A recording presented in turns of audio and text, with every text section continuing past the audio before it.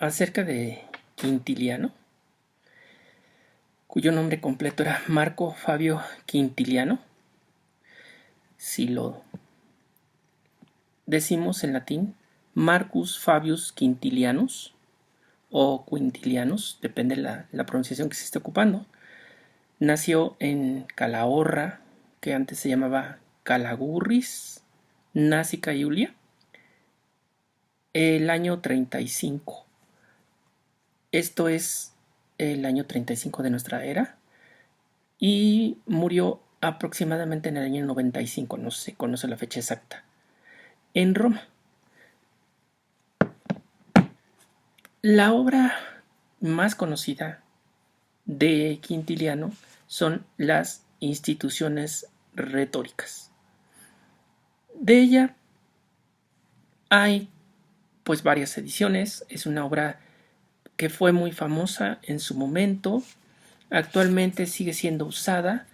Yo que estuve trabajando algo sobre retórica de la relación de Michoacán, mencionan en este libro sobre retórica de la relación mucho a Quintiliano. ¿Por qué? Bueno, aquí tenemos una edición. En los tomos dice traducción directa del latín por los padres de las escuelas Pías, Ignacio Rodríguez y Pedro Sandier, de la Biblioteca Clásica Hernando. El año de edición es 1942. Esta misma la podemos encontrar aquí en Conaculta en un solo tomo, nada más que este pues es muy grueso. Dice prólogo Roberto Heredia Correa, y en la edición para 100 del mundo de 1999, pero pues es la misma traducción. Entonces, bueno, estas las instituciones retóricas. ¿Por qué es muy mencionada? Dice instituciones retóricas. Y esto abarca pues el sistema completo de la retórica. Aquí depende un poco la época para la división de la retórica. Normalmente, por ejemplo, Tomás Albaladejo en su retórica la divide en 5 partes, pero esto no ha sido todo el tiempo. A veces se divide en más partes y no solo 5. En este libro, por ejemplo, dice la inguentio y la dispositio, la elocutio, la memoria, la actio. Y hay un apartado anterior que se llama intelectio.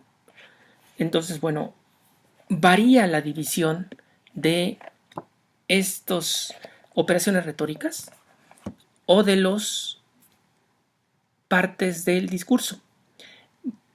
Bueno, entonces, en Quintiliano encontramos precisamente todo esto desarrollado. ¿Qué es cada cosa? Y le mencionan que es algo así como enciclopédico. Menciona pues tipos de argumentos, los explica. Es entonces pues muy cargada, muy compleja, muy llena de información, la obra de Quintiliano. Obviamente hay algunos manuales que tratan de tomar algo menor que toda la obra que es tan grande, como Antología Pedagógica de Quintiliano. No sé quién haya hecho la edición. Dice formación y prólogo de S. Hernández Ruiz. Y pues bueno, viene fragmentos nada más, no todo. Sí, este es Luis Fernández editor. Y vamos a ver el año. Es de 1956. Bueno, pues es como si fuera el resumen.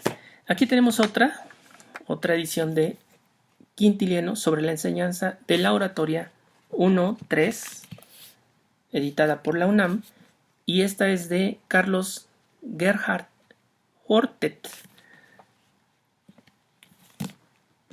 En cualquiera podemos ver cuántos libros conforman las instituciones oratorias, y pues así sabremos si este tomo es ya completo o solamente abarca algunas de las instituciones. Tiene 12 libros, así que el libro de la UNAM pues solamente abarca 3 de estos 12 libros. Fue muy repetido todo esto basándose, él mismo lo dice, en Cicerón sobre todo. Yo ya hablé de los tratados de retórica de Cicerón, que quiso imitar a Aristóteles, y son 6 paralelos a los 6 tratados de lógica de Aristóteles. Y bueno, pues muchos después quisieron imitar a Quintiliano, quisieron tomar de Cicerón y Quintiliano, en fin, hay mucha escuela. Tenemos, por ejemplo, la retórica Herenio, que fue atribuida mucho tiempo a Cicerón, que también pues retoma muchas de estas cosas. Obviamente pues es un libro mucho más pequeño. Tenemos a Vico, Juan Bautista Vico, Obra retórica, instituciones de oratoria, ya específicamente oratoria, o Vives, Juan Luis Vives, el arte retórica de Ratione Dicendi, entre muchos otros. Por ahí está Lull, que también hace una escuela muy grande, sobre todo en España en la época de la colonia. Y en fin, esto es entonces de lo que trata este libro de retórica, obviamente tomándolo como lo que es algo enciclopédico, algo que es muy denso por la cantidad de información que contiene, es de mucho provecho tomándolo de esa manera, no como una lectura que quisieran leer una novela y pues no va a ser como una novela, va a ser muy pesado tratando de leerlo de esa manera. Tenemos obviamente otros manuales como este manual de retórica española, que también está dividido en las partes que ya mencionamos. Empieza por, dice, fases elaborativas del discurso, que se llaman normalmente operaciones retóricas, y dice inguentio, dispositio, elocutio, memoria, actio o pronuntiatio.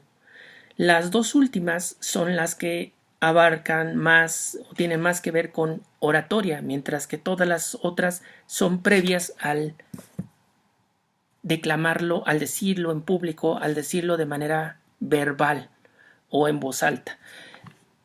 Todas pues las otras son el previo, el pensar cómo se va a elaborar este discurso. A veces no importa tanto si es un discurso de un tipo o de otro, porque la retórica es una ciencia o un sistema que puede abarcar todos los tipos de discurso, tomando en cuenta que los discursos los dividen, por ejemplo, Theo Navandig, en discurso narrativo, discurso expositivo, discurso descriptivo y discurso argumentativo. La retórica fue creada para argumentar, pero llegó a abarcar tanto que es posible estudiar a través de la retórica todos los otros tipos de discurso, todos estos que he mencionado. Así pues, Quintiliano puede ser un autor de mucho provecho, sabiéndolo ocupar, tomando en cuenta que es como si fuera una enciclopedia, como si fuera el manual. Aquí tenemos uno y vemos pues la diferencia de dimensión. Pero bueno, este está muy interesante porque trae ejemplos, muchos ejemplos en español, ¿sí? Para los lectores del español. Y este pues tiene explicado el sistema retórico muy específico, muy quizá erudito, sin llegar a extremos de que no se entienda, porque maneja muchas palabras, muchos términos que no son conocidos por la mayoría. En Quintiliano, pues depende de la traducción que se haga, que ustedes utilicen. Obviamente hay Gredos. No sé de quién es la traducción de Gredos, pero bueno, podría buscarse y pues con eso tendríamos la traducción de Gredos o quién tradujo para Gredos. No lo haré en este momento, pero bueno, quede pues que estas instituciones retóricas son la explicación de todo el sistema retórico. ¿Sí? Encontrarán estas partes que yo ya mencioné 2 veces, las llamadas operaciones retóricas, las partes del discurso, que también, pues insisto, también han sido diversas a lo largo del tiempo. Empezamos con el exordio, la narración, la argumentación, algunos ponen peroración, y la conclusión.